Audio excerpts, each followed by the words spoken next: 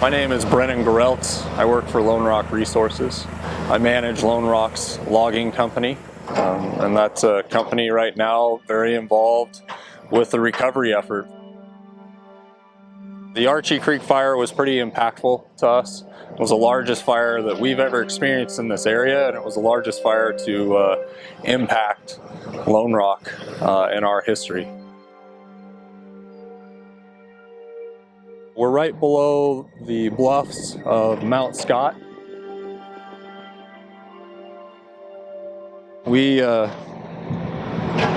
fully into the recovery effort. What you see here today is we have one of our preferred contractor with Dancer Logging. They're in here cutting the dead trees and turning those trees into logs to send to the mill and get turned into lumber products that society can use.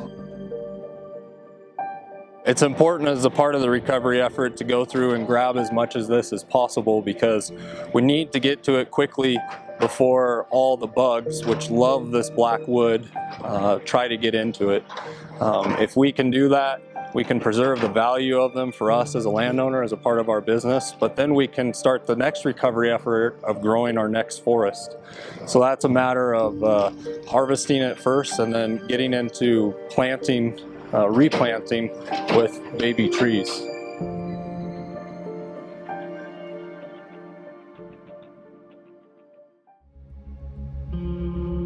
My name is Jim Dudley. I'm the Vice President of Resources for the Swanson Group. We're here at our Roseburg stud mill today. The company also owns 2 plywood plants, one in Springfield, Oregon, and another in Glendale, Oregon. Today we're gonna watch some logs be scaled, debarked. Eventually we'll see them run through our in-dogging carriage, cut into cants, then cut into dimension lumber. We make 2x4, 2x6, 3x4, 3x6, 4x4, and 4x6 here in 8, 9, and 10 foot lengths. We're primarily watching Doug fir that's come from the Archie Creek Fire restoration. The bulk of what's moving today is wood that's coming off private landowners, mostly larger industrial landowners, but we have been able to help secure loggers for some smaller landowners that burned up.